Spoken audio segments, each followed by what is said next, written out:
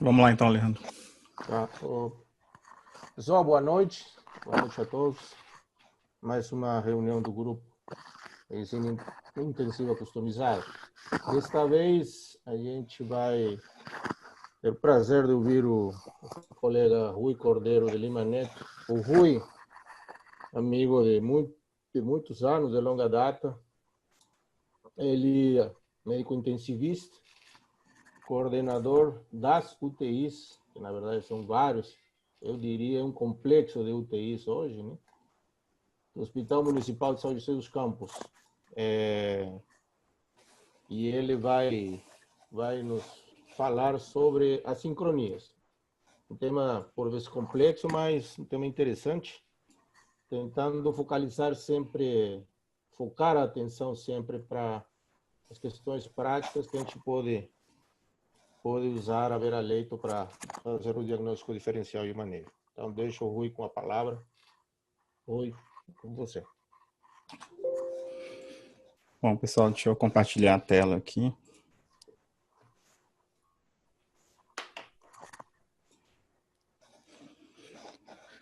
Bom, a proposta era a gente fazer uma aula de assincronias, né, de como fazer isso à beira-leito. É um assunto muito extenso, né, exige um conhecimento de ventilação mecânica prévio, né, e eu também estava bem pressionado de tempo, meu pai internou no final de semana, o Covid aumentou bastante na vila, então a gente combinei com o Alejandro a gente tentar dividir talvez em dois tempos. Eu fiz uma aula completa, mas eu acho que talvez a gente faça um segundo tempo de prático, de vídeos, ajustes no ventilador, que é a proposta desse grupo, né? Fazer uma coisa mais prática. Mas eu fiz uma aula bem prática, com o que a gente precisa discutir. A aula tem a duração de 1 hora certinha, tá? Depois a gente abre para perguntas. Peraí, que fechou o negócio do participante aqui.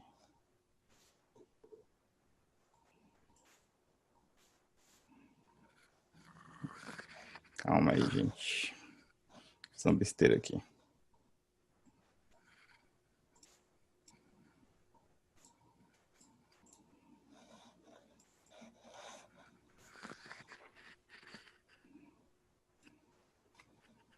Achei. Pronto. Fechei a de participantes, eu não estava conseguindo deixar o pessoal entrar. Bom, vamos lá.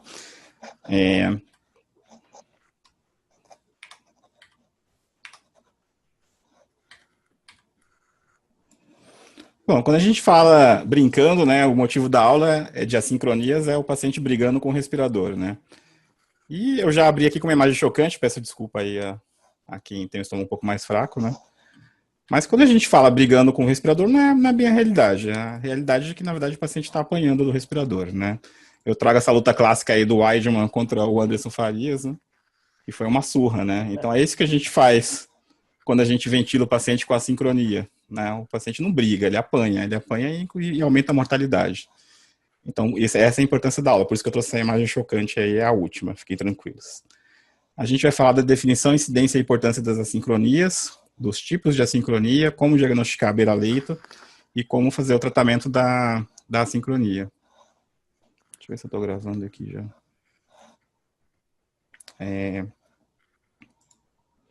Bom, o que é a sincronia? A sincronia é isso daí, a gente colocar o cérebro do paciente, a gente coloca num ventilador mecânico, que é um computador, né? Um computador bem rudimentar, e o que ele vai fazer é fazer exatamente o que você falou para ele fazer. Então a gente tem que sincronizar, na verdade, o cérebro do paciente com o cérebro nosso, né? O cérebro do cuidador. Então cabe a gente interpretar o que o paciente quer, né? O que ele quer em ventilação e em respiração, e a gente tem que programar o respirador para o que o paciente quer. Então esse que é o lance, isso que é a dificuldade, né? A pressão da ventilação contra a pressão muscular do paciente, o drive neural do paciente contra o tempo mecânico do respirador. Então isso que é sincronia, a gente precisa que isso aqui esteja casado. É fácil? Não. Por quê? Porque a respiração é muito variável, a respiração espontânea, ela é variável, a gente aqui conversando, a gente varia o volume corrente, a gente varia a frequência respiratória. Então, como é que você coloca o paciente no respirador 400 ml de volume, 12 de frequência respiratória o tempo inteiro, né? Em pessoas tão dinâmicas quanto a gente. A gente faz aquela brincadeira do Nutella e raiz, né? E aí eu fiz uma comparação aqui. Na respiração espontânea, tô pausando um pouquinho que tem muita gente entrando, gente. Na respiração espontânea, a gente tem, na verdade, a ação da musculatura, do diafragma, da musculatura intercostal, inspiratória, gerando uma pressão pleural negativa, né? Então, vocês verem aqui o volume corrente que a gente respira, gera uma pressão negativa, que é a pressão pleural. E aqui a pressão alveolar, pressão dentro do alvéolo. Então, você pode estimar isso em ventilação mecânica usando um catéter de pressão esofágica, né? Ou você pode monitorizar o diafragma, a atividade elétrica do diafragma. Então, essa é uma forma de monitorização avançada que dá para fazer. Então aí veio a brincadeira, médico raiz vezes Nutella, né? Então o que o médico raiz tem? Tem talvez um respirador Bidmark 7, ou mais atual, o Inter 5, sem nenhuma curva de monitorização. E o médico Nutella tem o Puran Bennett, né? Que é o que cai na prova, né? Se alguém for fazer prova de título, é esse respirador aqui. Um cateter de pressão esofágica, uma monitorização da atividade elétrica do diafragma. Preciso de tudo isso? Não. Mas também não dá para ventilar com isso daqui. Isso aqui é a realidade de muitos de vocês, né? O Inter 5 sem nenhuma monitorização. Enfim. O que dá para fazer com isso? Não dá para fazer ventilação avançada com isso, gente. Então a gente precisa do meio termo. A gente precisa, no mínimo, de um respirador com curva, né? A gente não deve aceitar esse tipo de respirador numa UTI. Eu sei que tem algumas UTIs da região que tem isso daqui ainda. Tudo bem, não preciso do catéter de pressão esofágica, mas da monitorização das curvas eu preciso. Então é obrigatório um ventilador com monitorização e é obrigatório um médico que saiba interpretar essas curvas. Às vezes tem o respirador, tem o recurso, mas o médico ele acha que não precisa saber isso ou que isso é a mais. Não é. Isso aqui é o mínimo, na verdade. Então, quais são os sinais de assincronia com a ventilação mecânica? Esse aqui é o do Tobin, em 1994, né? Ele descreve a insuficiência respiratória, a sincronia com a ventilação mecânica, pela diaforese e batimento de asa do nariz, atividade do esternocleido, retração da fúrcula supraesternal supracavicular, retração intercostal, taquicardia, cianose, taquipneia, movimento abdominal paradoxal, que é bem tardio, tá, gente? Quando você vê um paciente com movimento abdominal paradoxal, isso significa já falência do diafragma, ele contraindo na direção errada, usando a musculatura abdominal para respiração. Você já perdeu, né? Você já deixou passar muito tempo quando você vê isso. Então, quando você tem esses sinais, e se for uma emergência, uma piora súbita, isso aqui é muito importante. Eu já errei muito de não fazer isso, então recomendo que vocês criem um hábito. Quando o paciente estava bem e tem uma piora súbita, ou é uma emergência, a primeira coisa que você deve fazer, isso na época do Covid fica um pouco complicado, então tem que ter um pouco de bom senso, né? Mas antes do Covid, o que a gente deveria fazer é desconectar do respirador. A gente desconecta do respirador na piora súbita em emergência, tá? A gente desconecta o paciente do respirador, ventila com o ambu, com O2 a 100%, cuidado com o ambu, gente, porque a capacidade do ambu tá aqui, ó. 1.500 ml, tem ambu de 2 litros, tá? A gente fala em ventilação protetora, 300, 400 ml de volume, aí vocês pegam o ambu e espremem o ambu inteiro dentro do paciente, né? Isso aí você está dando 1,5 litro de ar para o paciente, suficiente para fazer volutrauma. E cuidado também com as pressões, pode fazer pressão muito alta no ambu e frequência muito alta. Então as pessoas ambusam com muita voracidade, né? Mais calma no ambu. Então desconecta, liga no ambu, faz o volume adequado, uma frequência menor. Então você separou o ventilador do paciente, e aí você vai pensar, o problema era no ventilador no circuito, ou seja, você desconectou, começou a ambusar, o paciente melhorou muito a saturação, então você já sabe que o problema está no respirador ou no circuito do respirador, né? Às vezes nesse filtro HME. Então você pode ter um defeito no ventilador, que é raro, né? Apesar que eu já peguei, especialmente no Brasil, né? Não tem manutenção preventiva, às vezes você encontra respirador com defeito mesmo, né? Eu já troquei 2, 3 respiradores algumas vezes, raramente, mas já. Então, quando você faz essa desconexão, você descobre de que lado está o problema. Pode estar no ventilador, pode estar no HME, que é esse filtrinho aqui, que vocês estão acostumados. Esse filtro, quando ele encharca de secreção, ele obstrui de uma maneira que ele cria uma resistência tão alta que não vai ciclar. Por que eu estou trazendo para vocês o protocolo da emergência aqui? Porque quanto mais você entende de ventilação mecânica, mais você tenta resolver a sincronia nos ajustes. Eu já tive paciente que fiquei 40 minutos tentando fazer o ajuste, e qual que era o problema? Era um filtro HME completamente encharcado. Então, se eu tivesse feito o protocolo, eu não teria passado por esse problema, né? Porque às vezes o problema não está no ventilador, a sincronia não está no ventilador. Então, olha o HME, se não está com excesso de secreção, se não está obstruído, se não tem obstrução no circuito, e se não resolver o problema fazendo essas etapas, o problema está no paciente, ou na interface do respirador com o paciente, que é o tubo ou a traqueostomia, né?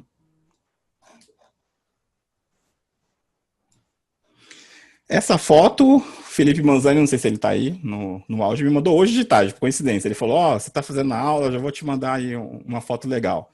Isso aqui é um tubo completamente obstruído por rolha. Aí você chega lá, o paciente dá daqueles sinais que eu falei para vocês, você fica lá meia hora no ventilador, o problema era o tubo, tá? Então é importante seguir o protocolo para você fazer o diagnóstico dessas coisas. Então aqui no caso não vai ter sedação nem ajuste de ventilação mecânica que resolva isso, tá? Você precisa trocar esse tubo. E quando você faz esse protocolo que eu estou falando aqui, você desconectou, o cara melhorou, você já sabe de que lado está o problema. Então, se o problema for no tubo, como eu coloquei aí, você tem que aspirar as vias aéreas em busca de secreção, corpo estranho, às vezes o TOT está dobrado, e sempre que possível trocar o tubo com uma sonda trocadora, né? Muitos de nós já passou por isso. A gente às vezes pede a informação de que a intubação foi difícil lá na emergência, e a gente vai trocar o tubo na cara e na coragem, e às vezes a gente encara uma via aérea difícil, né? Então, de preferência, tem essa sonda trocadora, que não é o BUG, tá? É uma sonda específica para trocar tubo mesmo, que é essa daqui. Lembrando que se o paciente tiver com um tubo muito pequeno, tipo abaixo de 7, que normalmente a gente não intuba paciente com um tubo muito estreito, né? Essa sonda não vai passar. Bom, fiz tudo isso, chequei o tubo, chequei o circuito, chequei o respirador, vou checar o paciente, né? Ausculto os pulmões, ver se o paciente não está com broncoespasmo. Feito tudo isso, retorno o paciente para ventilação mecânica e aí eu vou avaliar as curvas. Lembrando que eu estou falando no protocolo de piora súbita, tá? E aí eu vou olhar as curvas e nessa hora vale a pena fazer uma sedação. Aí vocês vão achar esquisito uma aula de ventilação mecânica falar que tem que fazer sedação, porque eu vou passar a aula inteira falando que a última coisa é sedação. Mas nesse caso aqui eu vou fazer uma sedação intermitente, um bolus de sedativo, um sedativo de curta duração, ou um bloqueio neuromuscular de curta duração. Por quê? Porque eu preciso fazer cálculo de mecânica. E aí eu vou avaliar se o problema pode ser de resistência ou se o problema pode ser de complacência. E para isso eu preciso de uma sedação ou um bloqueio de curta duração para avaliar o paciente sem esforço, né? Isso aqui todos vocês conhecem, em VCV, eu vou fazer cálculo de mecânica em VCV, com a onda de fluxo quadrada, 60 litros por minuto, vou fazer a pressão de pausa expiratória de 2 segundos aí. E aí eu vou saber a pressão de pico e a pressão de platô. Só que só de olhar, né, que o americano chama de eyeballing, né, só de olhar aqui você já sabe que a resistência está alta, mas se você quiser fazer o cálculo, é pico menos platô dividido pelo fluxo, né, e aí eu vou ter a resistência. Se eu tenho resistência alta, eu tenho que pensar em broncoespasmo ou em secreção. Essas outras aqui eu já vi naquele protocolo que eu falei para vocês. Então, se tinha líquido no circuito, eu já vi. Se tinha rolha no tubo ou dobra no tubo, eu já olhei. Agora eu vou avaliar se tem broncoespasmo, se tem secreção na via aérea, provocando esse perfil de alta resistência. Então, aí a resolução não vai ser no respirador, vai ser uma resolução, quer dizer, até pode ser no respirador que a gente tem estratégia para padrão obstrutivo, né, que inclusive é diferente do padrão restritivo, mas também aqui vou precisar de medicação, né, para resolver o broncoespasmo. Ou o problema pode ser complacência, né? Aqui a gente vê que o pico não tem uma diferença tão grande do platô, né? A gente vai ter que fazer o cálculo da complacência estática aqui, que é o volume corrente dividido pela pressão de platô, que é 25, menos a PIP, que é 5, né? E tem que considerar também a PIP alto, PIP se tiver, né? PIP intrínseca e PIP extrínseca. E aí você vai calcular a complacência. Calculando a complacência, eu posso pensar em outros problemas, né? Como, por exemplo, atualmente, SARA-CoV, né? Complacência baixa. Edema agudo, hiperinsuflação, telectasia, pneumotórax, hemotórax. Eu vou talvez tirar o diagnóstico desse cálculo de mecânica. Perceba que eu nem entrei ainda nas sincronias propriamente ditas, mas nas causas que gera a sincronia entre o paciente e o respirador. Então, o que é a sincronia, que eu já expliquei para vocês, é a diferença entre o tempo neural, o tempo do paciente, e o tempo mecânico, o tempo programado pelo respirador. Então, eu posso ter a interação entre o paciente e o ventilador não é ótima, e isso é difícil. Por quê? Porque a respiração é dinâmica. Então, eu posso ter ajustado agora de manhã e está ótimo, e à tarde o paciente mudou o padrão, né? Então, fazer ventilação mecânica direito e fazer o que eu estou falando dá trabalho. É um plantão que você realmente precisa estar em cima, precisa ter o conhecimento, precisa reavaliar o paciente com constância. Não é simplesmente mandar fazer um dormonide e aumentar a sedação, né? É um conhecimento que o médico tem que ter, aumenta a mortalidade, mas realmente não é fácil. Talvez por isso que muita gente não faça, né? Mas a gente precisa fazer, tem que entender a importância disso. Então, eu posso ter um problema que o ventilador está oferecendo suporte que não corresponde à demanda, né? É a sincronia que eu falei. Um problema de quantidade. Eu posso ter um suporte de ventilação muito excessivo para o que o paciente precisa, vai gerar sincronia, assim como um suporte insuficiente para o que o paciente precisa, também vai gerar sincronia. Eu tenho a questão do time, né? Que é a sincronia propriamente dita, ou seja, às vezes eu até estou dando o que ele quer, mas não na hora que ele quer, né? E eu preciso perceber isso e fazer o ajuste. E pode ser um problema de padrão. O que é um problema de padrão? Por exemplo, o clássico é o paciente está em VCV, estava super sedado, com fluxozinho fixo, estava ótimo, ele começa a acordar, que é um fluxo mais rápido, e você mantém NPCV com fluxo baixo, ele vai ter a sincronia. Então, talvez simplesmente a mudança do modo do ventilador já resolveria essa assincronia. Então, aquilo que eu já falei várias vezes, eu tenho uma interface, né, na interação paciente e ventilador. São os fatores do paciente, drive, musculatura, mecânica, medicações, se está sedado, se não está sedado, e os fatores do ventilador, o hardware, o modo, o suporte, e especialmente isso aqui, né, o operador. Isso aqui é o mais importante, porque o cérebro do respirador é o nosso, né, é o nosso cérebro programando o respirador para adequar o cérebro do paciente. É isso que é, na verdade, em resumo, sincronia. Qual é o impacto da sincronia, né? Afeta a troca gasosa, aumenta o trabalho respiratório, lesão, fadiga da musculatura respiratória, aumenta PIP, auto-PIP, né? Tem impacto hemodinâmico, especialmente sobre o ventrículo direito, como vocês estão cansados de saber. Interfere com a ventilação protetora, às vezes você acha que está protegendo o paciente, você programou um volume protetor de 6 ml por quilo, mas não é aquilo que o paciente está recebendo por questão de assincronia, né? Às vezes você precisa aumentar a sedação, que vai aumentar o tempo de ventilação mecânica, pode dar infecção relacionada à ciência de saúde, pode aumentar a mortalidade. Atraso do desmame e é associado com mortalidade direta, né? Vou mostrar um estudo para vocês que mostra isso. Então, a sincronia, gente, ocorre em 25% dos pacientes intubados em UTI, de acordo com esse estudo de 2006, tá? Então, é bem frequente, não é coisa rara. 1/4 dos nossos pacientes em ventilação vai ter a sincronia.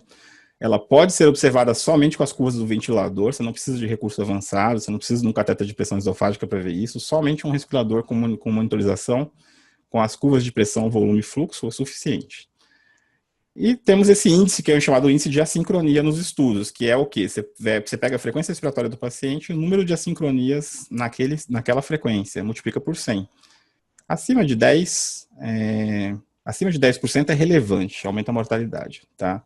Então, se a cada uma sincronia, a cada 10 ciclos, eu já estou com um índice acima de 10%. Mais do que uma, já tem um pior desfecho. Esse estudo que eu falei para vocês que aumenta a mortalidade é um estudo observacional com 50 pacientes, né? Então, só levanta a hipótese. Eles viram 7.000 horas de ventilação mecânica, né? Fizeram a gravação de 7.000 horas de ventilação mecânica. O índice de assincronia médio era 3,4%, porém 6 pacientes estavam acima de 10%. A mortalidade, ó, no grupo menor que 10, 23%. No grupo maior do que 10, 67%. É uma associação com mortalidade altíssima, né? Mas é um estudo observacional, não dá para dizer que é isso que acontece de verdade, né? Porém, a gente tem uma forte hipótese aí de aumento de mortalidade. Bom, eu vou fazer um approach agora, uma abordagem AMIB das assincronias. É o que está no guideline de 2013, é o que cai na prova, né? Para vocês que estão pensando nisso agora. E no final da aula eu trouxe uns 3 ou 4 slides colocando o approach do Brochard, que deu uma aula de sincronia agora recentemente, acho que alguns de vocês assistiram. É um professor brilhante, um pesquisador importante na ventilação mecânica. Ele tem algumas considerações importantes, né? Mas eu vou no modo mais tradicional aqui. O modo mais tradicional, a MIB, é classificar as assincronias de acordo com a fase. Então, tem uma sincronia de disparo, que é no início da ventilação mecânica, quando deflaga o respirador. Eu tenho as sincronias de ciclagem, que é quando sai da inspiração para a expiração, né, quando tem mudança de fase. E tem a sincronia de fluxo, né? O fluxo é a velocidade de ar que está entrando na via aérea.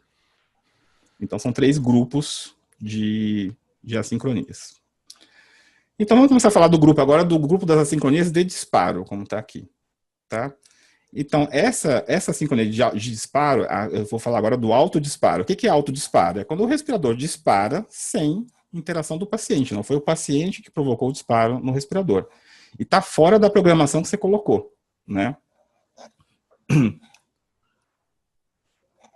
Isso acontece muito, gente, quando a gente tem um vazamento no respirador. Então, às vezes, você tem um cuff desinsuflado, um furo no circuito, um circuito mal encaixado é mais frequente.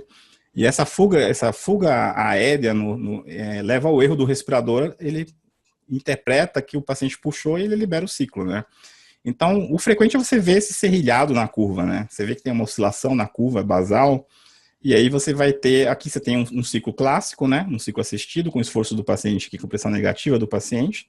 Quando a gente respira, que a gente puxa o ar, o que eu faço? Pressão negativa, né? A gente respira em pressão negativa e o respirador funciona em pressão positiva. Então, eu consigo ver na curva a pressão negativa que foi disparada pelo paciente. Só que aqui tem uma coisa que não é o paciente, né? É uma coisa cíclica. E a curva está toda serrilhada. Então, isso aqui pode ser vazamento, pode ser secreção, às vezes tem líquido ali no circuito, gerando um turbilhonamento no ar quando ele passa, que provoca essa alteração na curva. E pode ser oscilação cardíaca. Isso aqui pode ser o batimento cardíaco movimentando a caixa torácica, né? Outra causa é o ajuste da sensibilidade. Ajuste da sensibilidade, eu vou usar a expressão mais fácil e mais difícil, porque sensibilidade alta, baixa, confunde, né? O Alejandro gosta disso, né? Ele faz as pegadinhas, ele faz essa sensibilidade alta ou baixa. Por quê? Porque se você falar menos 0,5 ou falar menos 2, o menos 2 matematicamente é um valor menor, né? Do que 0,5, só que o 2 é mais força que o paciente tem que fazer do que 0,5. Então, se você deixar uma sensibilidade muito fácil, né, não vou usar a expressão matemática, mas uma sensibilidade que dispare muito fácil, o paciente não faz esforço, mas pode provocar autodisparo no respirador. Isso aqui, gente, vocês têm que conhecer o respirador de vocês. Eu, por exemplo, trabalho com Dixtal 3012, 3020, eu boto sensibilidade de 0,5 e ele não provoca autodisparo. Eu trabalho com Takaoka, que você coloca a sensibilidade de 4, 5 e ele tem autodisparo. Então, os respiradores lidam diferente com isso e tem alguns melhores que outros em relação a isso. Então, cuidado com o ajuste da sensibilidade, mas lembrando que não é a maior causa. A maior causa é vazamento, secreção no circuito, oscilações cardíacas. Oscilação cardíaca, como que é isso? É o coração batendo e movimentando a caixa torácica. Às vezes, o circuito está aqui em cima da caixa torácica do paciente. Então, você pode tentar tirar o circuito de cima da caixa torácica e deixar ele suspenso. Isso resolve alguns casos, mas não todos. Por quê? Porque a vibração cardíaca intratorácica, ela pode transmitir para o tubo. Então, mesmo você tirando o circuito aqui, não vai resolver. O que você vai ter que fazer? Vai ter que realmente deixar a sensibilidade um pouco mais difícil para resolver o autodisparo, tá? Mas lembrando que a principal causa é vazamento e secreção do circuito. Então, procura essas coisas primeiro. Aqui a gente tem no gráfico um respirador mesmo, né? Aqui é uma curva de pressão, aqui é uma curva de fluxo, aqui é uma curva de volume. E esse aqui está ótimo para você perceber o que é autodisparo, porque é PSV. Em PCV você não iria conseguir perceber, né? Vocês estão vendo que já tem uma curva serrilhada, tanto de fluxo quanto de pressão, que já dá a dica, né? Que isso aqui pode trazer erro para o respirador. Só que como é PSV, aqui o paciente que está respirando, né? E quando o paciente respira, ele bota um pouquinho de pressão dele, né? Então eu tenho aqui uma curva de pressão maior, fluxo maior, essa aqui foi o paciente. Essa aqui é uma curva de pressão maior, igual com a outra. O fluxo maior foi o paciente. E aqui você vê que tem uma curva de pressão meia boca, né? Quase metade da outra e um fluxozinho meia boca também. Por quê? Porque aqui o respirador disparou sozinho, não tem a pressão do paciente, não tem o que é PSV, é um modo espontâneo, né? Então aqui o paciente não puxou, foi o respirador que disparou automaticamente, com certeza por conta dessa oscilação aqui nas curvas. Então essa é a sincronia de autodisparo, tá? A resolução disso é tentar ver o que está acontecendo, tirar a secreção, ver se não tem vazamento, ou talvez ajustar a sensibilidade, para ficar um pouco mais difícil, né? Aqui é aquele ciclo que eu falei para vocês que é um autodisparo, não foi o paciente. Em PCV você não veria isso, tá? PCV você veria exatamente o mesmo comportamento da curva. Como é que você desconfia em PCV? Normalmente a frequência respiratória está muito alta, né? O autodisparo faz frequência como está aqui, ó, 35, tá vendo? Então você começa a perceber que tem alguma coisa aí que não está batendo, né? Normalmente a frequência está bem acima do que você programou. E também a outra dica é o serrilhado, né? Essa curva cheia de oscilação. Bom, a outra sincronia de disparo, e essa é a mais importante, por quê? Porque se a gente falar assim, qual é a sincronia mais comum? É essa, é o esforço inefetivo, tá? A sincronia mais comum disparada e provavelmente a que mais traz mortalidade. Por quê? Porque o paciente está fazendo esforço e ele não está sendo atendido, o respirador não está reconhecendo que ele está respirando. Isso é importante? Por quê? Porque se o respirador não reconhece que o paciente tentou respirar, ele não abre a válvula inspiratória. Então é como se você estiver respirando afogado, é tentar respirar contra uma válvula ocluída, né? É muito esforço do paciente, e imagina isso 24/7 aí, e sem ninguém perceber o que está acontecendo. Então, a gente tem aqui esforço inefetivo nesse primeiro ciclo, a gente tem um esforço efetivo. Você vê a pressão negativa, gerada pelo esforço do paciente ao tentar respirar, e ele conseguiu alcançar, aqui está a faixa da sensibilidade. Então, quando ele chega aqui nesta faixa, o respirador dispara. Digamos que isso daqui seja -1. Então, ele conseguiu fazer um esforço de -1, e ele disparou o respirador atendeu, ele abriu a válvula inspiratória, liberou um fluxo de ar, né, que gerou uma pressão na via aérea. Ótimo, isso aqui tá perfeito, é o que a gente vê no dia a dia. Só que aqui a gente tem uma curva em que não houve isso. A gente vê um esforço, tanto na curva de pressão, que ficou negativa, quanto na curva de fluxo, que ficou mais positivo, né? Porque quando eu tento respirar, o que eu faço? Então, eu gero pressão negativa e gero fluxo positivo, porque é fluxo no sentido de entrada, né? Um fluxo inspiratório. E quando o respirador ele estava no fluxo expiratório, o ar estava saindo. Então, quando o paciente puxou aqui, o respirador ainda estava na expiração. E eu puxei e gerei um fluxo inspiratório. Então, eu tenho o choque dos fluxos. Esse choque dos fluxos é que aumenta essa curva que vocês veem essa deflexão aqui, tá? Então, gente, qual que é o problema aqui? Eu já dei muito essa aula falando que o problema aqui era a sensibilidade, né? Que você talvez botasse a sensibilidade aqui mais para cima, ou seja, uma sensibilidade mais fácil, você resolveria esse esforço inefetivo. E pode ser realmente um problema de sensibilidade, mas a maioria dos casos não é. A maioria dos casos é isso aqui que a gente está vendo aqui, é auto-PIP. O que você está vendo aqui? Aqui entrou o fluxo de ar na inspiração, e esse fluxo de ar não saiu na expiração. Ele estava até aqui, ó. Até aqui, ele esvaziou só aqui. E o paciente tentou expirar aqui, neste momento. Então, qual o problema disso aqui? É auto-PIP, né? Eu tinha ar represado ainda, o ar estava demorando para sair, porque o paciente tem algum problema que está usando um volume muito alto. Então, o paciente tentou respirar na expiração, na verdade, né? E aí, ele não conseguiu vencer a auto-PIP. Então, a gente acha que esse esforço aqui foi menor, na verdade, esse esforço aqui, se brincar, foi até maior do que este esforço daqui. Então, essa sincronia é muito, muito complicada. Então, como é que a gente vai resolver ela? Especialmente, aqui um respirador mesmo, né? Pressão, curva de pressão, a curva de fluxo, aqui vocês vão ver. Isso é o que você vai ver na prática, tá? Porque aqui no gráfico é bonitinho, né? Mas na prática você vai ver essa coisinha de nada aqui na curva de pressão, e você vai observar muito mais fácil na curva de fluxo, né? Na curva de fluxo você vai ver a curva de fluxo sendo puxada aqui para cima, e você vai ver que ela não zerou, né? Ela não chegou a esvaziar, e tem uma deflexão, tem um slope aqui, puxou a curva para cima. Até zerou aqui, ó. Tá vendo que artificialmente ela zera aqui, depois ela volta lá para baixo, porque o esforço do paciente foi contrário, simulou aqui o zero, né? Do fluxo. Então, o que é isso daqui? É auto-PIP. Como é que você resolve auto-PIP, né? É dando tempo expiratório, né? Então, o primeiro ajuste aqui para resolver os ineficaz é a resolução da auto-PIP. Não conseguiu resolver a auto-PIP, aí você vai usar aquela estratégia de usar 85% da PIP, da auto-PIP. Então, se ele tinha 10 de auto-PIP, você vai colocar 8,5 de PIP. Não tem 8,5, né? Vai colocar 9 ou 8 na prática. Ou você vai dar mais tempo expiratório para resolver a auto-PIP, né? Em último caso, mexe na sensibilidade. Se for um problema realmente de sensibilidade, deixe uma sensibilidade mais fácil. É porque atualmente a gente trabalha com sensibilidades bem fáceis, né? A gente raramente usa sensibilidade mais alta para deixar o paciente fazer mais esforço. Então, normalmente, você não tem a arma da sensibilidade e o problema realmente é auto-PIP. Então, os fatores de risco são coisas que geram auto-PIP, né? DPOC, a pressão muito alta, ou seja, o volume muito alto para sair demora mais tempo, né? A alcalose, que é a ventilação em excesso, e a sensibilidade que eu falei. Então, a gente falou das assincronias relacionadas ao grupo do disparo. Agora, a gente vai falar das assincronias relacionadas ao fluxo, é uma só, né? O valor do fluxo, a gente tem um problema que é isso daqui, né? Que o fluxo em VCV, ele é fixo.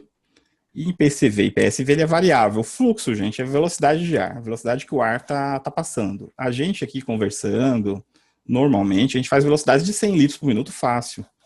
E aí, quando você coloca o paciente em VCV, aí você coloca lá 40 litros por minuto, 50 litros por minuto, e é fixo, né? E se você escolher uma onda de fluxo quadrada, que é essa daqui, é fixo o tempo inteiro, 50 litros o tempo inteiro. Isso é meio contra a fisiologia de como que a gente respira, né?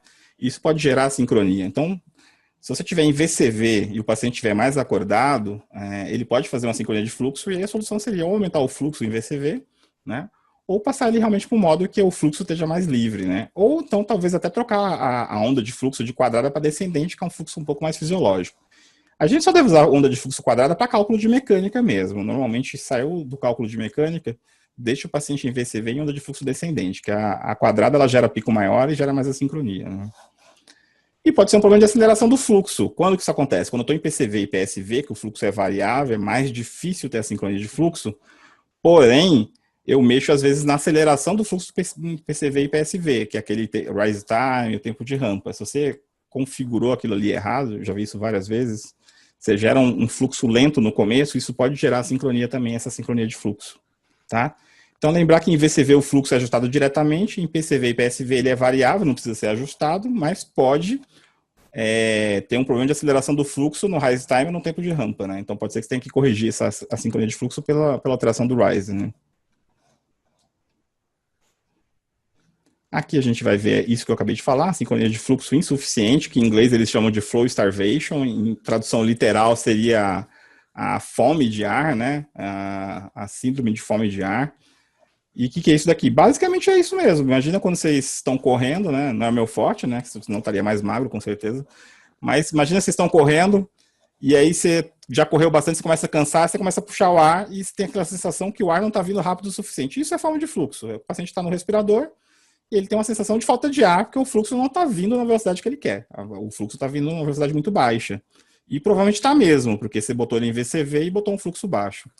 Eu apelidei o fluxo baixo de fluxo da sogra, né? Você botar a sogra em ventilação mecânica, você bota em VCV 30 litros por minuto, é o fluxo da sogra. Então não faço isso com os pacientes, nem com a minha sogra, porque ela é gente boa. Então é isso que é a sincronia de fluxo insuficiente. Você dá fluxo muito abaixo do que o paciente precisa. Então como é que você vai perceber isso na curva? Por incrível que pareça, você não vai perceber isso na curva de fluxo.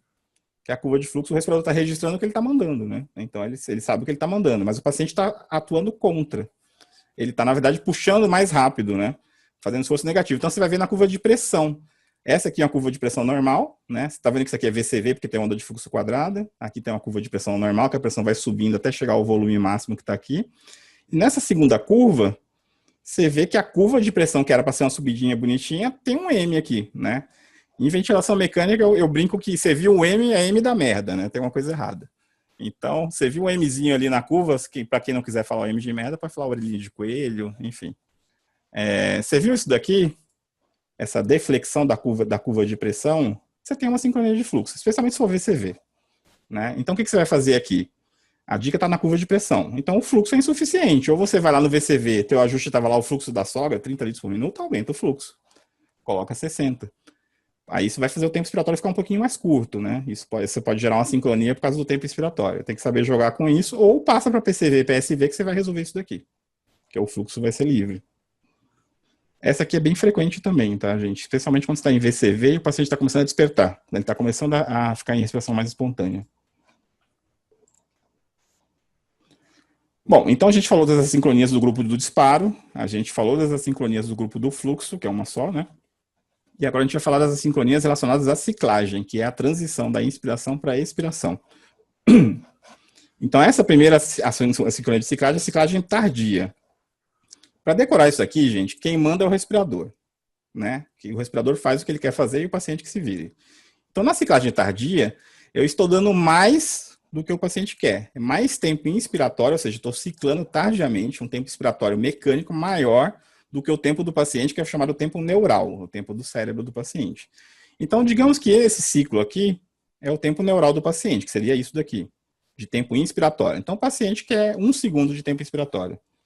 Então, você tem aqui uma curva completamente normal, né? O paciente fez um esforço, eu tenho um ciclo assistido, liberou a pressão, aqui é a curva de fluxo, entrou o ar, saiu o ar, né? E eu tenho uma curva normal.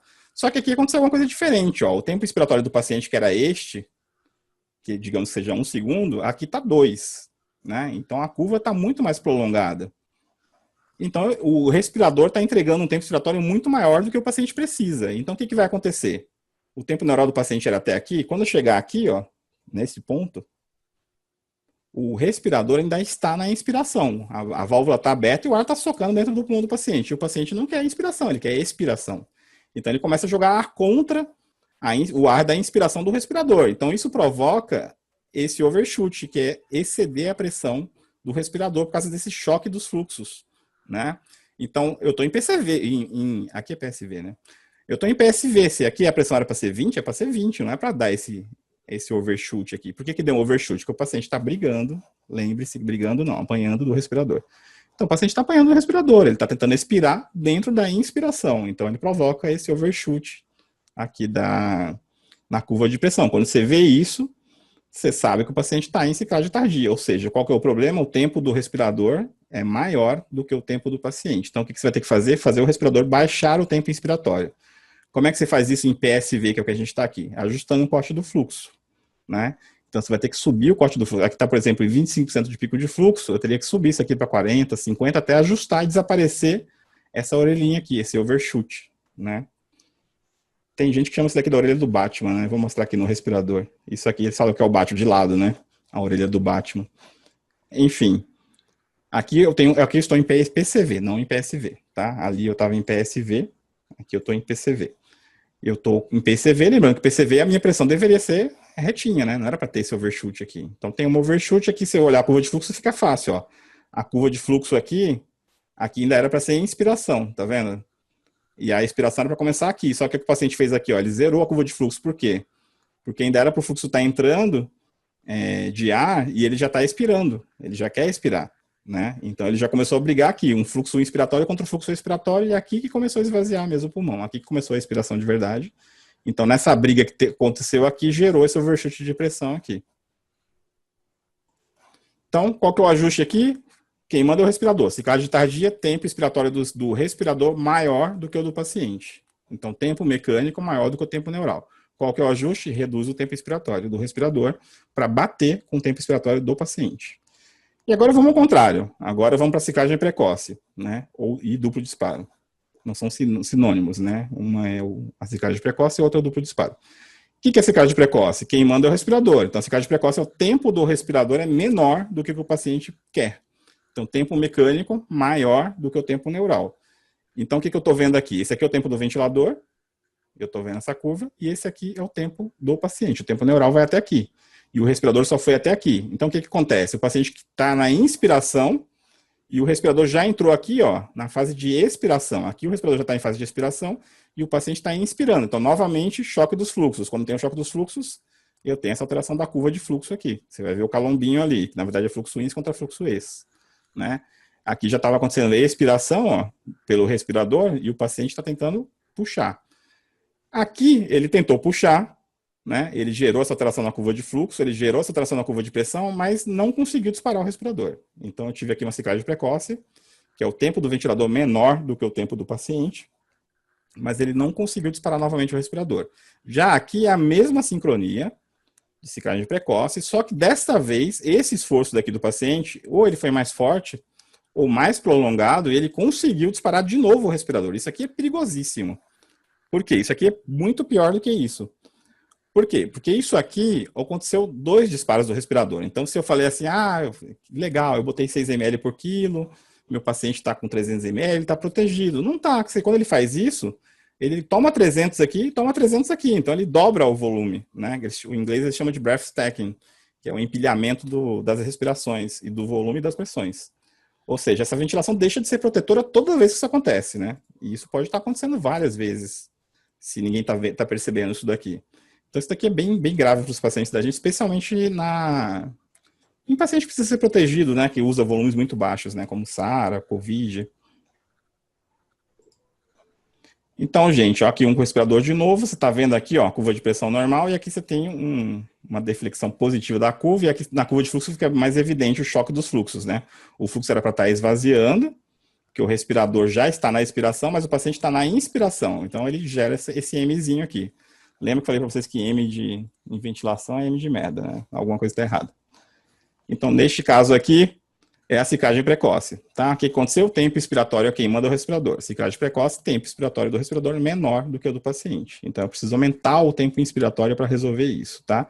Então, aqui aconteceu a ciclagem precoce, aqui aconteceu a ciclagem precoce e aqui aconteceu duplo disparo.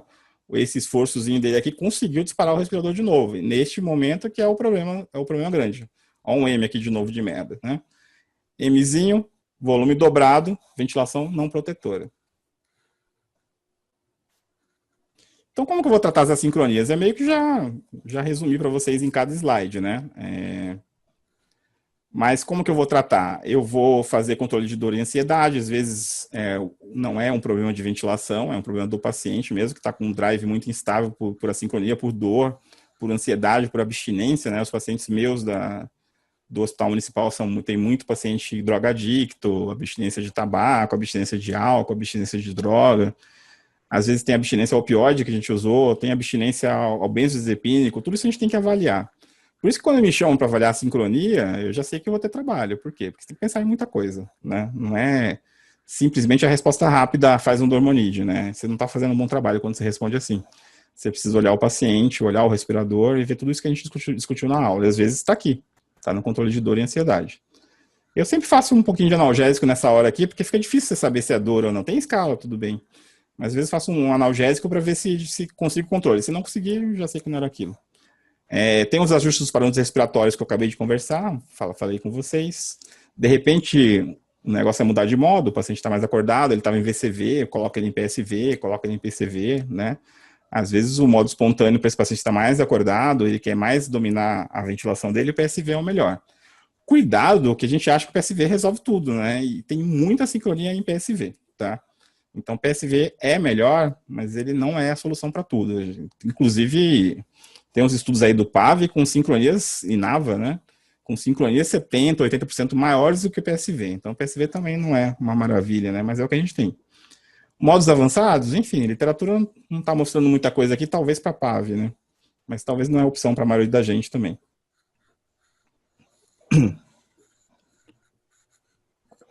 E aí você fala, mas não é melhor você dar ao paciente? Que é mais fácil, né? Não precisa assistir essa aula, não precisa fazer os ajustes, não precisa fazer diagnóstico, é responder o que a maioria daí de plantonista de UTI que não é intensivista responde, né? Faz um Dormonide. Esse estudo aqui mostra que não. 30 pacientes em VCV, é um estudo observacional de novo, né? Foi publicado na Critical Care em 2013. Mas o que eles pegaram? Pacientes com índice de assincronia acima de 10%, a sincronia que eles mais viram era duplo disparo, né? E era observacional, podia sedar, ajustar ou não fazer nada. Se vocês olharem aqui, o índice de assincronia era altíssimo. Esse eixo Y é o índice de assincronia. A gente sabe que acima de 10%, que é aqui, associa com aumento de mortalidade. Esses pacientes tinham 40% de assincronia pré-intervenção. E aí, nesse caso aqui, fizeram sedação. Caiu de 40 para 25. Ou seja, saiu de péssimo para ruim, né? Ainda ficou muito ruim. E aqui, após ajuste de ventilação mecânica, caiu para baixo de 10% depois do ajuste. Então, assim, ajustar o ventilador para a sincronia é muito mais efetivo do que sedação. Então, a sedação pode ter que usar? Pode. Já peguei pacientes que nem eu consegui resolver? Já, vários. Mas é a última opção. Primeiro eu faço tudo isso que eu falei para vocês a aula inteira. Aí depois que eu desistir, não consegui de jeito nenhum, aí você vai para sedação, tá? Então é a última opção. Você vai perder 1, 2 horas ali do lado do respirador antes de pensar nisso. Lembrando que eu não estou falando daquela sedação que a gente faz ali intermitente para fazer os cálculos de mecânica. Às vezes a gente faz, né? Mas não é aquela sedação contínua, se eu deixar o paciente em coma, RAS-5. Bom, aqui tem um resuminho, né, do tratamento das assincronias. A sincronia de disparo é aquilo que eu falei para vocês, corrigir água ou no circuito ou secreção, verificar vazamento, que é o principal, né, ajustar a sensibilidade, ver se tem oscilação cardíaca. Os esforços perdidos ou inefetivos, a maior causa é a auto-PIP, né, então tratar a auto-PIP. Se você não conseguir tratar a auto-PIP, bota a PIP 85% da auto-PIP, isso é uma aula que eu posso fazer de ventilação mecânica depois para vocês.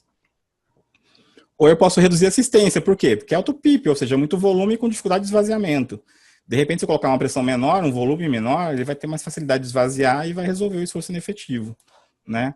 Você pode reduzir o tempo expiratório como critério de ciclagem, porque aqui eu vou aumentar o tempo expiratório, eu vou dar mais tempo do pulmão esvaziar, então estou resolvendo o quê? Estou resolvendo auto-PIP, então posso resolver o esforço perdido neste ajuste. E verificar sempre a sensibilidade, se não está difícil demais, tentando escapar do baixo e alto aí. Porque às vezes a sensibilidade está muito difícil, o paciente não está realmente, está muito fraco, ele realmente não está conseguindo disparar o respirador, mas não é o mais frequente. O mais frequente realmente é o auto-PIP. Como tratar a sincronia de fluxo? É a sincronia da forma de fluxo, né? Então, vou ter que aumentar o fluxo.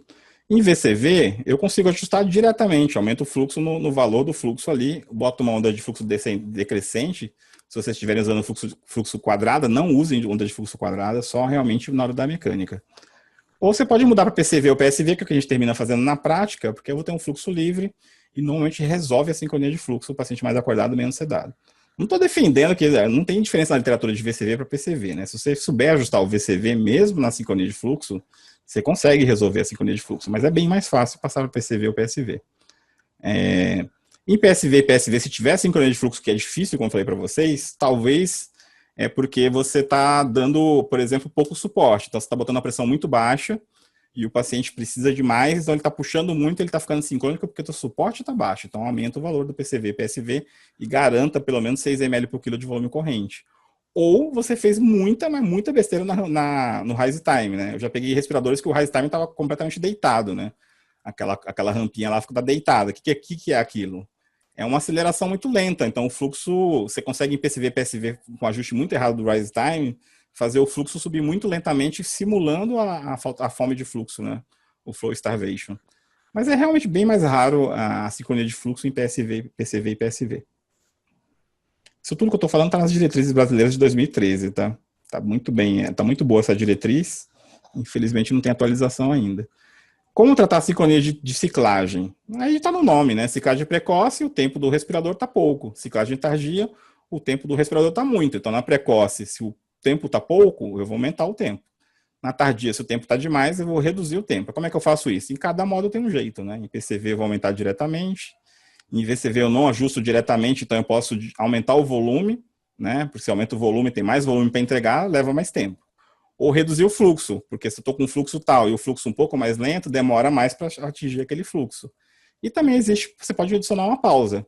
Inclusive eu faço muito isso daqui. Quando eu estou em VCV e eu preciso aumentar o tempo expiratório, eu uso muita pausa. É uma manobra boa. Por quê? Porque já te dá o platô também de ciclo a ciclo, né?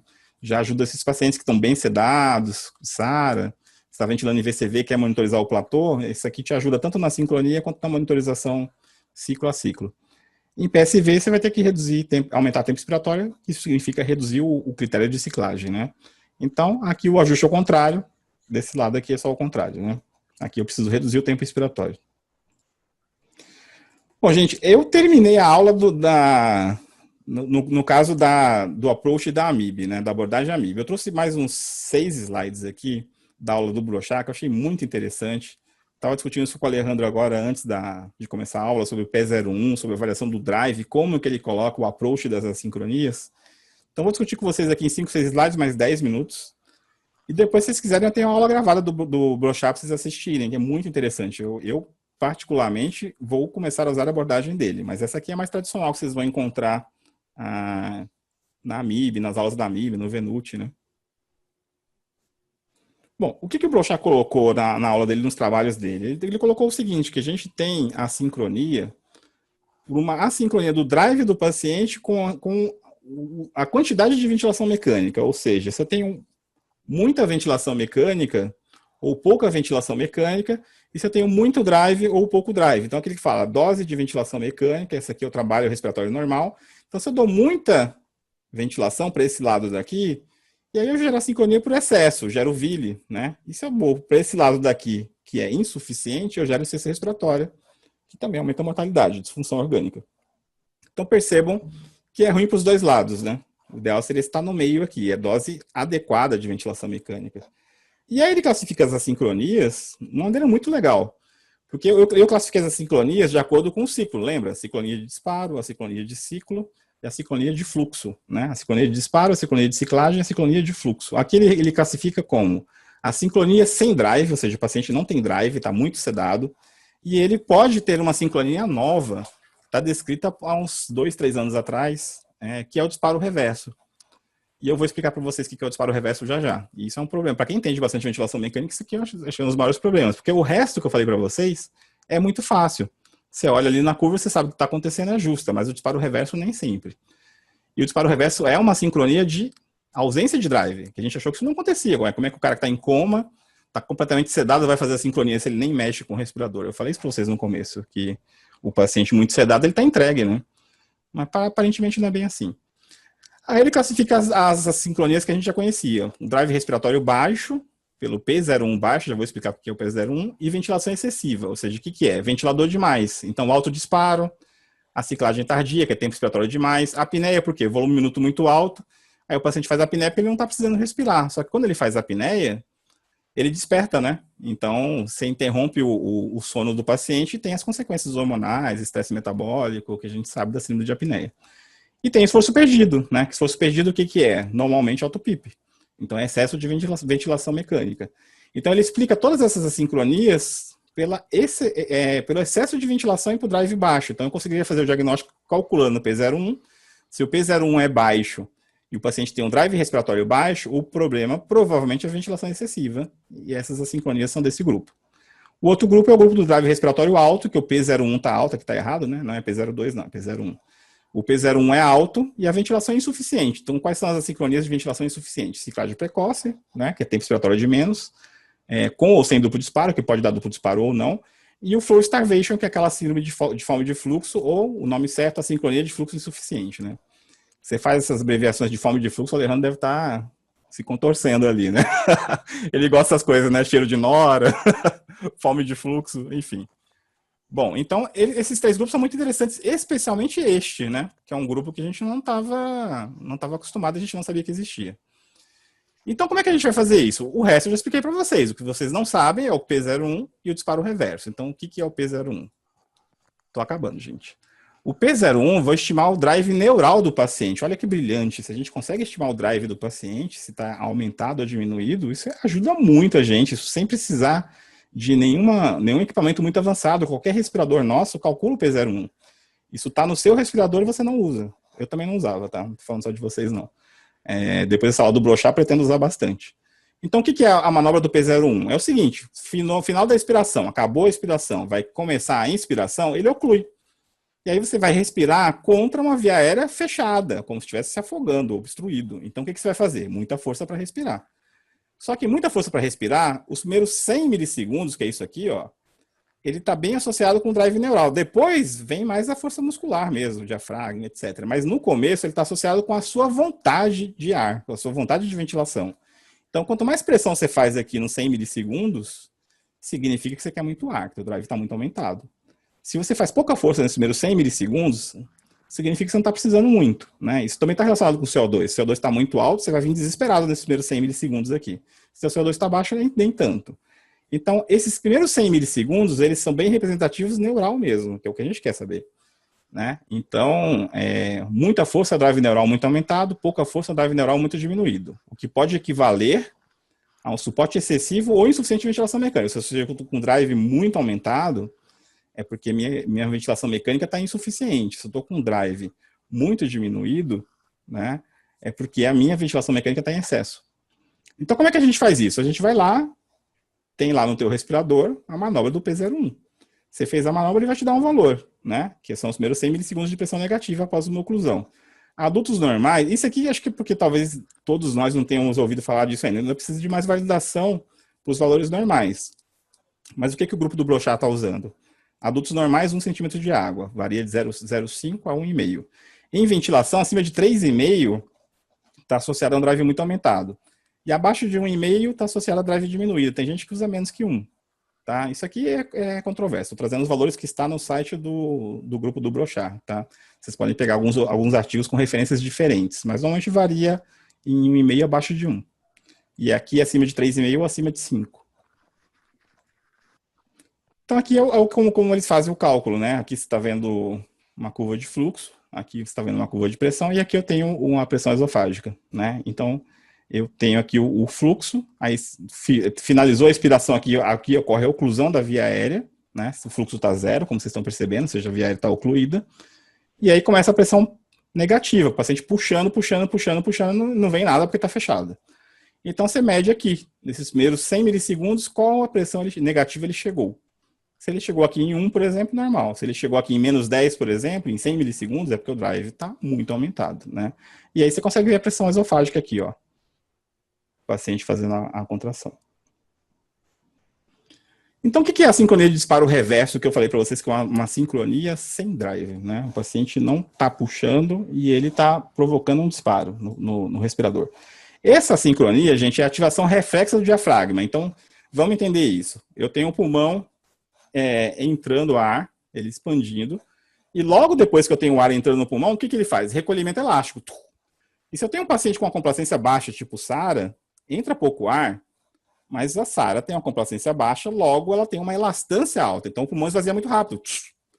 Então nessa que o pulmão esvazia muito rápido, ele dá um estímulo ali no diafragma, e o diafragma contrai, por reflexo, como se fosse tipo um soluço. Enfim, o recolhimento do pulmão é que provoca o estímulo do diafragma. Ou seja, o ventilador mandando o ar e depois o ar saindo, estimula o diafragma reflexamente a disparar de novo, a contrair de novo, né? Isso é chamado de disparo reverso.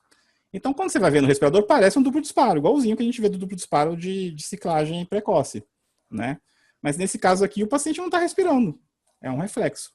E o paciente está bem sedado, inclusive. Normalmente, com volume baixo, a complacência é muito ruim. É bem típico do COVID, esse SARA grave, esses pacientes. Então, o disparo reverso pode ocorrer sem duplo disparo, né? Ou com duplo disparo, assim como a ciclagem precoce. Pode ter duplo disparo ou não. Então, isso aqui é igualzinho ao duplo disparo, só que aqui lá é o paciente que está precisando de mais tempo, né? O paciente está com drive aumentado e aqui eu estou com drive diminuído. Na verdade, estou com drive zero aqui, porque o paciente está sedado, completamente sedado. Então, essa aqui é a diferença, né? Então, o disparo reverso pode ocorrer sem duplo disparo, igualzinho ao ciclagem precoce. E quando ele ocorre com duplo disparo, gente, ele tem uma relação fixa, que eles chamam de entrainment. Eu procurei o que é a tradução desse entrainment, não achei, mas é uma coisa que uma coisa puxa a outra. Então, assim, o reflexo do diafragma é cíclico. Então, ou você vai ter 1:1, 1:2 ou 1:3, sempre assim. Então, isso fica fácil de dar o diagnóstico no respirador, porque quando você vê a ciclagem precoce e o duplo disparo é bem caótico. Ele acontece um ciclo, depois não acontece, depois acontece outro. Já o disparo reverso, você vai ver uma ritmicidade naquele negócio. Vai ver 1:1, 1:2, 1:3. E outra dica é que o paciente da ciclagem precoce está com drive aumentado. Esse daqui está sem drive, tá? Então, por que é importante? Por que eu estou falando tanto disso? Ah, isso aqui é besteira. Não é, porque se ele faz o duplo disparo aqui, o que acontece? Empilhamento do volume. Então, eu estou com um paciente que eu preciso de proteção, 6 ml por quilo, o cara fez duplo disparo, empilhou o volume, o 6 ml por quilo vira 12 ml por quilo. Então, essa sincronia é extremamente importante na prática.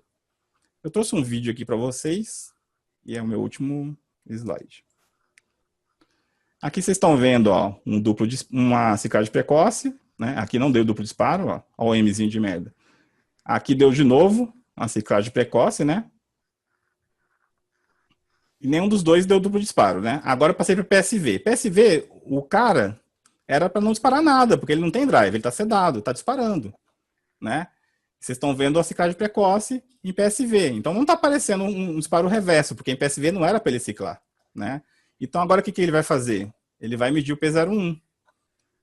Aí eu vou matar, porque se o drive tiver aumentado, isso é ciclagem precoce e duplo disparo normal. Se o drive tiver muito diminuído, isso é duplo disparo. Olha o P01 de 11. Então, isso aqui é excesso de drive, isso não é disparo reverso. Isso aqui é o normal, ciclagem precoce sem adicional duplo disparo, tá? Porque o paciente não tem drive e tem um P01 muito alto. Eu deveria, na verdade, ter trazido um vídeo ao contrário, mostrando o que é um disparo reverso de verdade, né? Eu pensei nisso quando eu coloquei a aula, mas terminei a aula faz pouco tempo. Mas eu combinei com o Alejandro aqui, que o Alejandro tem vários e vários vídeos sobre isso. E a gente pode fazer um segundo tempo aí mostrando os vídeos e dando um diagnóstico de assincronia. Então, meu último slide, as mensagens para levar para casa. A diretriz brasileira de ventilação mecânica de 2013 está muito boa, ela traz tudo isso que eu falei, então se você souber fazer o diagnóstico, você abre ela, você vai saber qual ajuste no ventilador você tem que fazer. Eu tenho uma tabelinha muito legal também que eu posso disponibilizar no grupo para sincronias. E lembrando, a sincronia é comum mesmo em PSV, então cuidado com essa história de achar que o PSV é a sétima maravilha, porque ele também dá muita sincronia. Aumenta a mortalidade. É obrigatória a monitorização respiratória de curvas, ou seja, esses lugares que tem Inter 5 sem monitorização, vocês não devem aceitar. Peçam ao chefe, ao gestor, que arrume um respirador com curva. Não tem como, hoje em dia, a gente fazer ventilação sem isso. A ventilação com certeza não vai ser protetora. E não tem como fazer nada do que eu falei na aula inteira. Favorecer o ajuste do ventilador ao invés da sedação. E a mensagem principal é só acha quem procura, né? Eu vejo muita gente falar, mas eu não vejo isso. Você não vê que você não está procurando, amigo. Vai lá que você vai achar e muito. E dá muito trabalho. Por quê? Porque às vezes de manhã você passa lá, tá ótimo. Nossa, tá legal. Já aconteceu isso comigo várias vezes. Eu mexi no respirador, tava ótimo. Aí você volta tarde e tá totalmente assincrônico com o paciente. Por quê? O paciente é variável, gente. Ele vai mudar o tempo inteiro. É isso.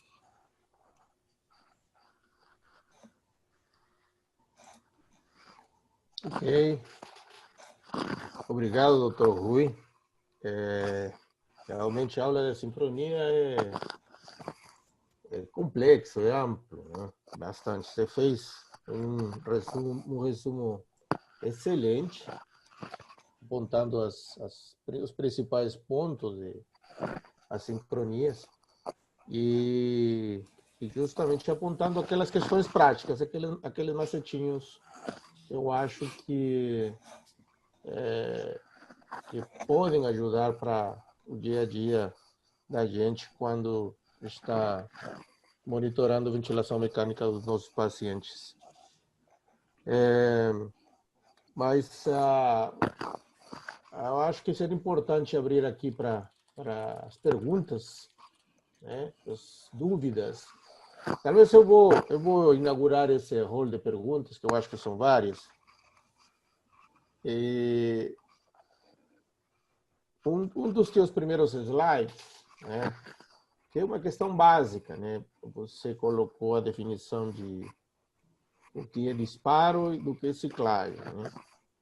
E a partir daí, inclusive, uma das várias classificações que você faz sobre as sincronias é as sincronias de disparo, as sincronias de ciclagem, as sincronias de fluxo, né? Tomando como base as diretrizes de 2013. Mas uma das sincronias de disparo é o esforço perdido, também chamado de disparo ineficaz, né? A pergunta seria, esse nome de disparo ineficaz estaria correto? Toda vez que, se não houve disparo, como que ele foi ineficaz? Ou seja, não chegou a abrir a válvula inspiratória, houve um esforço e a válvula inspiratória não abriu de fato. Por isso que o esforço se perdeu. Mas se o esforço se perdeu e a válvula inspiratória ela não se abriu, então não houve disparo. De fato, não houve mudança da fase expiratória para a fase inspiratória. Ora, o nome está incorreto, no teu entender? Então, isso você sabe que é controverso, né? Várias referências que você acha falam coisas diferentes. Eu realmente peguei a padronização da MIB justamente para fugir das polêmicas, porque são várias, né? Por exemplo, no duplo disparo, é duplo disparo ou é dupla ciclagem, né? Porque ali está ciclando, na verdade, né? Duplo disparo, aquela que não cicla poderia ser considerada duplo disparo, né? Ou seja, é complicado isso daí. Mas em relação a disparo ineficaz, vários textos trazem o que você falou, como se fosse perdido, e não como disparo ineficaz. Porque se você tiver a curva de monitorização da pressão esofágica ou atividade elétrica do diafragmático, você vê esforços grandes e sem nenhum processamento ali no respirador. Ou seja, realmente não ocorre disparo nenhum, é esforço perdido mesmo. Então, tecnicamente, acho que o termo mais correto é realmente esforço perdido. Tem uma pergunta aqui da Guacira, se puder falar sobre por que não usa mais SMV e tem uma galera que ainda insiste em usar. Eu vou responder e passo a palavra para o Alejandro. O SMV, o problema do SMV é que o SMV ele faz ciclos controlados, ele faz ciclos assistidos e ele faz ciclos espontâneos. Então, isso tem que acontecer dentro da mesma janela de tempo. Então, por exemplo, se eu tenho uma frequência de 10, a minha janela de tempo é 6 segundos. Então, se eu tiver um primeiro ciclo nesses 6 segundos, ele vai ser controlado. O segundo ciclo dentro desses 6 segundos vai ser assistido e o terceiro vai ser espontâneo.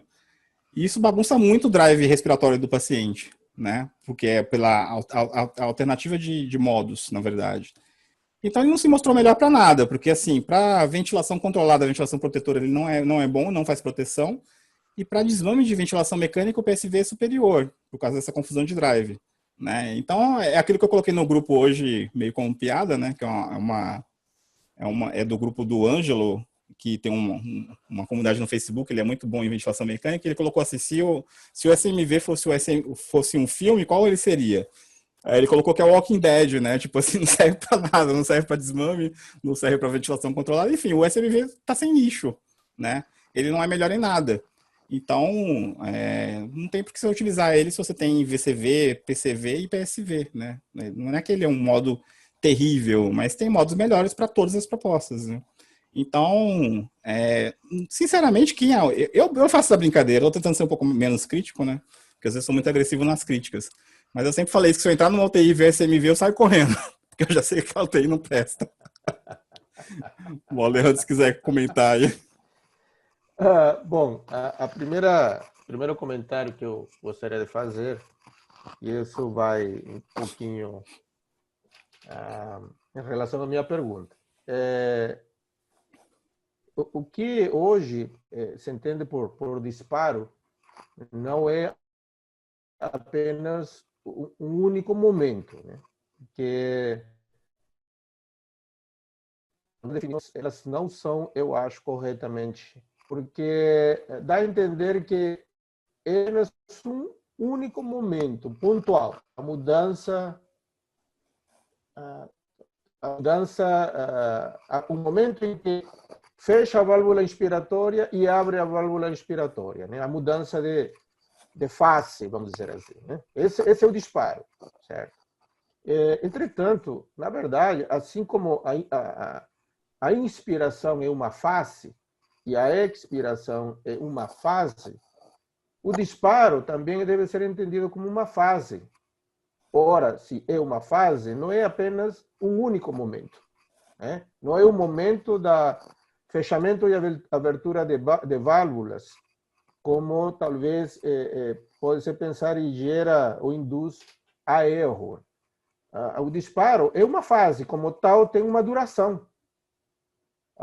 Desde o momento, e o Rui comentou, desde o momento que há um estímulo neural no ciclo clássico, há uma ordem do sistema nervoso, do centro respiratório, para que o diafragma e os intercostais eles se contraiam, para gerar uma pressão negativa, e que isso pode ser medido através da atividade elétrica do diafragma e da pressão esofágica, como o Rui comentou,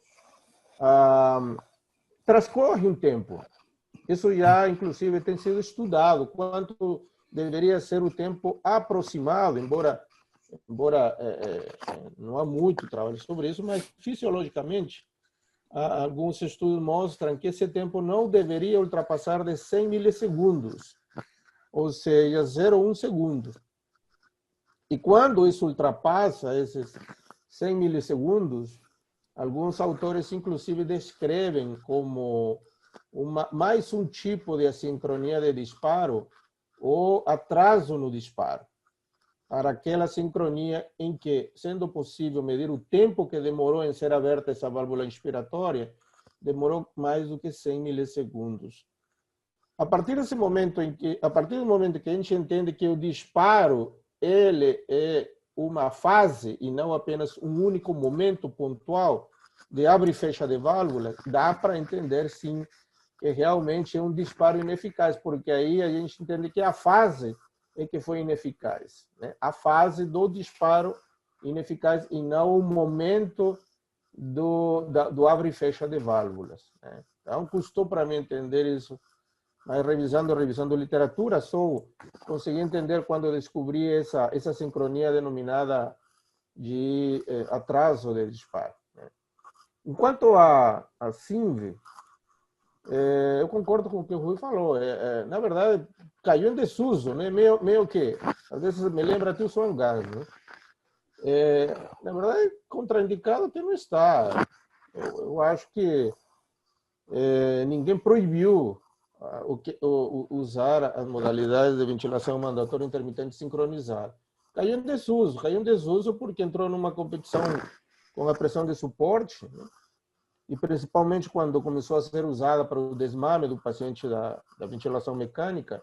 E aquilo que o Rui falou, essa situação de ciclo controlado, a diferença do ciclo ventilatório normal, em que ele não zera o tempo, quer dizer, não volta a estaca zero para contar o time, né? Para contar a janela de tempo para poder iniciar um novo ciclo. No caso da ventilação mandatória intermitente sincronizada, ela conta o tempo, ela não zera, não volta para trás.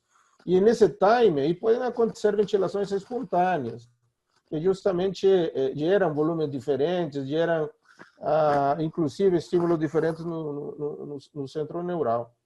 E quando se compararam os estudos de SINV com pressão de suporte, a pressão de suporte começou a se mostrar com as ressalvas, inclusive, da ventilação de suporte, porque não é a panaceia, eu concordo com o Rui, mas em relação à pressão, a SINV, a pressão de suporte se mostrou muito melhor para essas finalidades.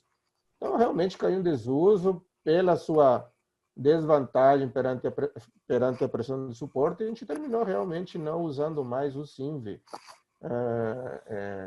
nos pacientes, né? Não sei se alguém tem mais algum comentário, experiência, em relação a essas duas questões. Bom, a gente tem várias perguntas aqui, acho que eu vou responder as três ao mesmo tempo e passo para você. Se alguém quiser fazer um comentário, gente, avisa aqui que eu desbloqueio o áudio. Bom, vamos lá, vou ler as três perguntas. Já respondo as três de uma vez só. O Diomário perguntou sobre o PRVC.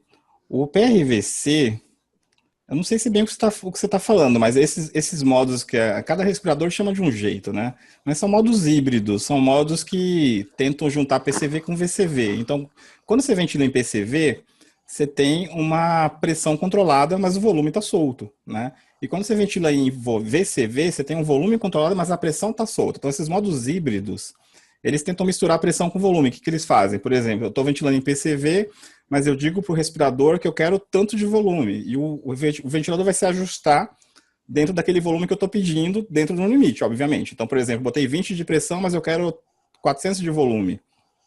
Então, é isso que ele vai fazer. Ele vai tentar manter 20 de pressão com 400 de volume, só que ele aumenta um pouco a pressão ou diminui um pouco a pressão de acordo com a complacência do paciente. Dentro de um limite. Eu vou falar para ele que não pode passar de 30 de pressão, se passar de 30, não faça. Então, assim, na literatura não mostrou nenhuma vantagem desses modos híbridos, porque, na verdade, eles são só artifícios matemáticos ali para você não ter que mexer tanto, você ter que ficar olhando tanto e fazer o ajuste. Então, são os modos convencionais um pouquinho mais inteligentes, né? E do ponto de vista de literatura, não teve diferença. Então, você pode usar. Não está errado usar, mas também não é uma grande vantagem, né? Se você estiver monitorizando o paciente. O Rafael perguntou sobre o auto-PIP, se é tolerável, qual o valor de auto-PIP é tolerável, e quando usar a manobra de aumentar a PIP intrínseca, né, a PIP extrínseca, desculpa, para cobrir a PIP intrínseca, né, que é usar a PIP do respirador para cobrir a auto-PIP. Então, valor de auto-PIP tolerável é uma pergunta complicada, a gente não deve tolerar auto-PIP, auto-PIP é igual a tentar resolver auto-PIP, aumentar o tempo de esvaziamento do pulmão e tentar resolver auto-PIP. Então, tolerável, teoricamente, valor nenhum. Porém, tem paciente que você não consegue resolver o auto-PIP desse paciente. Tem pacientes muito obstruídos, DPOCs graves, que você pode fazer o ajuste que você quiser, o auto-PIP vai permanecer. Então, quando você não conseguiu resolver o auto-PIP, aí você vai lançar a mão, que é uma falha, você vai lançar a mão da manobra de usar 85% da PIP do paciente. Ela não está somando, como você colocou aí, ela está, na verdade, contra a PIP do paciente. Então, não tem somatório, na verdade, está facilitando, porque se o paciente tiver, por exemplo, digamos, 10 de auto-PIP, e eu botar uma sensibilidade de -2, ele tem que baixar 10 de auto-PIP mais o -2 que eu coloquei. Se eu coloco a PIP do paciente em 8, eu diminuo a distância da auto-PIP para a PIP em 2. A distância não vai ser mais 10, vai ser 2, mais a sensibilidade, entendeu? Então não está somando, está ajudando. Mas quando que eu vou usar a manobra? Quando eu não conseguir resolver o auto-PIP. Se você tentou aumentar o tempo expiratório, baixou a frequência, enfim. Eu falo que você tem que se comprometer às vezes. Às vezes você se compromete com o auto-PIP, porque você não conseguiu resolver. Às vezes você viola um pouco o platô, porque você não conseguiu resolver de outra forma. A ventilação em pacientes muito graves, ela exige compromisso com alguma coisa. Você tem que escolher o que é menos pior, né? Às vezes tolerar auto-PIP é menos pior do que as outras alternativas. O Vitor perguntou, na estratégia do COVID, vejo muita sincronia de fluxo. Digamos que eu tratei todas as causas, tentei aumentar o fluxo o máximo possível, e quando que eu decido abrir mão da estratégia protetora para não voltar com sedação bloqueio neuromuscular? Ô, Vitor, essa dúvida é muito frequente para vocês. Você tem que entender o seguinte, COVID e SARA grave, na verdade é SARA grave, ela tem duas fases diferentes. Então você tem a fase da catástrofe, pulmão muito inflamado, ventilação muito protetora, e neste caso, o que você vai fazer é sedação profunda, bloqueio neuromuscular, e vai fazer a ventilação mais protetora possível. Então não vai ter a sincronia de fluxo, que o paciente não vai estar acordado o suficiente para brigar por isso. Quando ele melhorou, saiu dessa fase, aí você vai passar por uma estratégia de provavelmente um modo mais espontâneo, PSV, ou até mudar para PCV, e vai retirar a sedação. Então, assim, a tua dúvida é relacionada à fase. Você está na fase de catástrofe, você não vai ter a sincronia de fluxo suficiente, você vai sedar bastante mesmo. Agora, realmente, o Covid está dando um baile na gente, mesmo eu que tenho 20 anos de terapia intensiva, alguns pacientes são dificílimos de sedar, nunca usei tanto sedativo, tanto bloqueio neuromuscular na vida, e nem tão prolongado, né? Porque a gente sabe fazer esse discurso de 48 horas, Covid já tive pacientes com 10 dias de bloqueio neuromuscular e não tolera sair mesmo, né? Então, aí, no caso, para mim, é uma interpretação de fase. Que fase está o paciente? Se o paciente está na fase muito inflamada, muito grave, relação PF muito baixa, não dá para deixar ele respirar, que ele vai se autodestruir, né? É aquela PCILI que eles falam, né? Não é nem vilha, é PCILI mesmo. Então, acredito que aí seja um problema de fase mesmo. Você quer responder essas três, Alejandro? Tem mais duas aqui. A primeira pergunta é sobre o modo híbrido, a segunda sobre auto-PIP, qual o valor tolerável, e a terceira, a sincronia de fluxo em COVID. Eu anotei, sim, eu achei as três bastante interessantes. O PRVC, a gente tem certa prática ali na UTI da Santa Casa. E a gente tem usado em alguns pacientes. Eu concordo com o Rui, é um modo combinado, é um modo em que o primeiro ciclo, na verdade, porque o PRVC é pressão regulada por volume controlado. Isso que significa PRVC, pressão regulada por volume controlado. Então, o primeiro ciclo ele é um ciclo em VCV, porque ele, com esse primeiro ciclo controlado, ele calcula a complacência, né, e calcula qual seria a pressão para esse volume, porque nesse primeiro ciclo eu escolho um volume determinado, que é o volume pelo peso predito. Então, calcula a complacência e qual seria essa pressão para atingir esse volume protetor de acordo com essa complacência. E os próximos ciclos, eles são de pressão controlada. Entretanto, a ventilação é dinâmica, né? Então, isso pode mudar no tempo muito, e os ajustes que foram feitos inicialmente, eles podem ter que estar mudando constantemente e isso gerar um problema ventilatório no final do paciente. Mas, como o Rui disse, não é contraindicado. A gente tem certa experiência de PRVC lá na Santa Casa também. Com relação ao autoPIP, concordo, é um artifício, né? É que a questão do autoPIP parte-se do princípio que na fase inspiratória, o volume de saída do ar feito pela válvula inspiratória, que abre mais ou que abre menos, para manter uma pressão do ar represado que está tentando sair, a abertura da válvula expiratória, ela abre mais ou abre menos para garantir essa PIP que a gente está querendo. Esse é o princípio de uma PIP. A abertura da válvula expiratória, se fecha muito, deixa apenas um buraquinho muito pequeno de abertura, vai ficar mais ar para trás represado, portanto, vai aumentar mais a pressão dentro da via expiratória, gerando uma PIP maior. Esse é o princípio. Uma PIP menor, abertura significa a abertura da válvula expiratória mais, né, ao ponto do ar sair mais também, deixar menos ar represado na válvula, na via expiratória e com isso gerar menos PIP. Inclusive, o que é o ZIP? A válvula completamente aberta, o ar saindo realmente todo o ar que tinha e praticamente zerando, ou seja, se equiparando à pressão atmosférica, né? que é o ZIP. Agora, o que acontece? Quando a gente programa uma PIP determinada, o ar tem que sair o suficiente para manter essa pressão que a gente quer no final da expiração.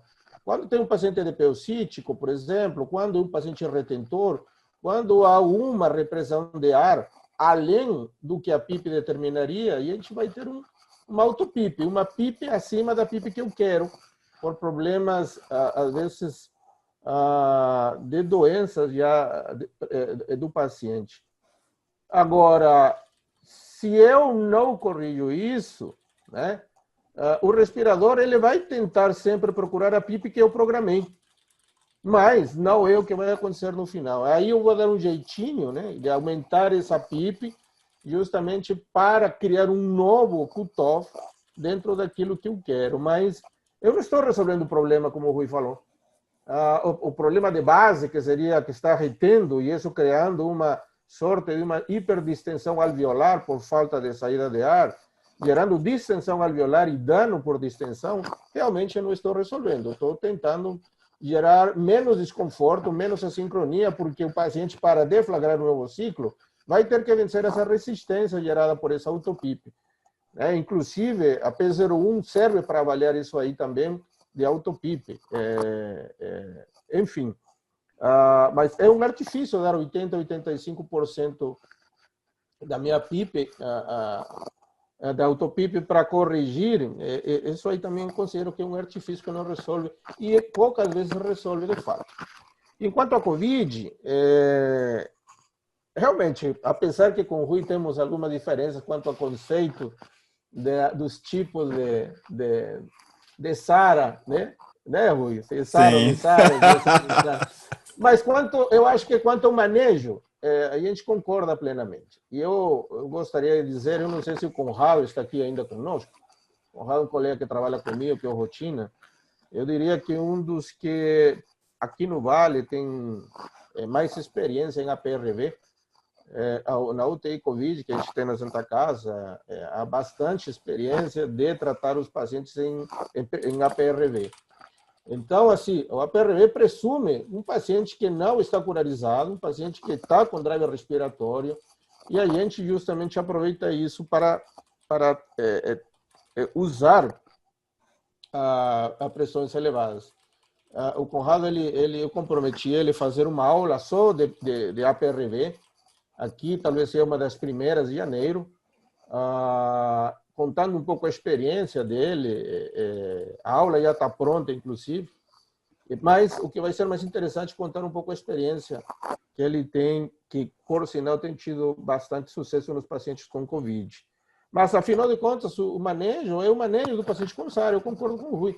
Então, se o paciente está começando a ter drive respiratório, se ele foi tratado convencionalmente como uma SARS grave, curarizado nas primeiras 48 horas, e ele começou a fazer o desmame e a retirada da sedação, vai ter os problemas, não só de sincronias, mas os problemas dependentes, inclusive, do uso do bloqueador neuromuscular, da dependência ao opioide, enfim, uma série de outros fatores que vão influenciar nessas assincronias e não apenas os fatores clássicos, como o Rui descreveu, para essas sincronias de fluxo, né? Então, outros componentes, a própria doença pulmonar, no caso do Covid, a própria lesão, o próprio comprometimento parenquimatoso e as fibroses que possam estar ficando como sequelas, com certeza vão influenciar na mecânica ventilatória dele. Bom, deixa eu ver aqui. O Cláudio pediu para explicar um pouquinho mais sobre calcular o P01. Ô, Cláudio, eu estava conversando com o Alejandro antes da aula. O P01 é um negócio relativamente novo, né? E eu estava conversando com ele que como ele fica muito extenso, e eu também não tenho esse material que o Alejandro tem. O Alejandro tem uns vídeos, tem do respirador fazendo o cálculo do Dixtor e tal. Então a gente vai fazer um segundo tempo focado nisso daí mesmo, de vídeo e explicar o P01 especificamente. Na verdade, se conversava com o Rui sobre isso, porque há algum tempo que eu venho preparando uma revisão sobre P01. Aliás, era o próximo post do blog. E ia ser vai ser um post, na verdade. Mas eu posso fazer um resumo, uma aula só falando de P01, porque eu reuni material muito bacana, né? Hoje, inclusive, eu gravei um vídeo. Eu gostaria pedir para o Rui, eu vou só passar o vídeo para vocês, os que têm o Dixtal, né, verem como é fácil localizar esse P01. E eu me comprometo, vai depender da disponibilidade de todos, que a gente não tinha pensado fazer nada semana que vem.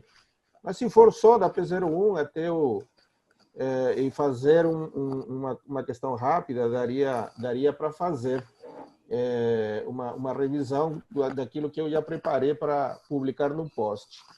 O Rui, como faço para colocar o vídeo? Então, você está liberado aí, só botar em share screen, aí teu vídeo tem que estar aberto, isso. Os que estão vendo aqui a tela, todos esses artigos que estão vendo aqui em PDF, eu não sei se todos estão enxergando. Todos estão enxergando, Rui? Estão vendo só a tela. Então, todos esses artigos em PDF são sobre P01. Todos, desde o estudo original de 1975 até os últimos artigos de 2020, que são de janeiro a julho, sobre P01. Né? Eu acho muito bacana esse assunto. Para quem tem Dixtal, é bem simples. Esse vídeo eu gravei hoje, porque eu estou tentando terminar esse post, como eu falei para vocês. Observem aí. Então, Alejandro, o vídeo você tem que compartilhar o vídeo mesmo. Vocês estão vendo só a sua tela. Tira o share screen da tela e bota só do vídeo. Igual você fez da outra vez.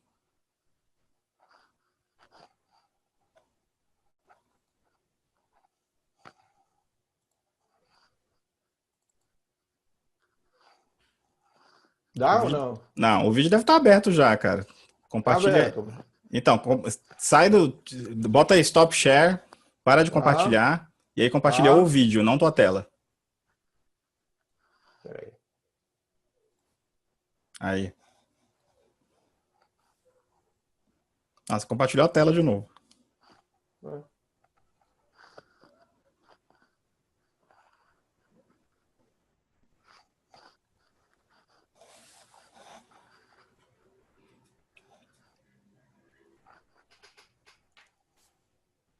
Tá rodando o vídeo? Não, não. Estou tentando. Ah, o vídeo não abriu pra você. Aqui tá rodando o vídeo para mim, mas eu acho que para vocês não. Não, pra gente não. Você tem que estar compartilhando sua tela. Sai da tela e compartilha o vídeo. Aparece as opções lá de várias coisas, procura o vídeo no share screen. Peraí.